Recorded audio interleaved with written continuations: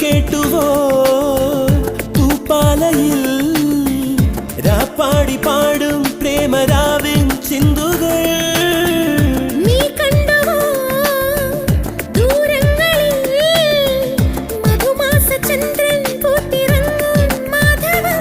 അവിടെയോ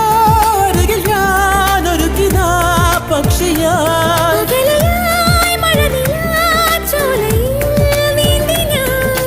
വിരഹമെന്ന പദമില്ല കവിതകളിൽ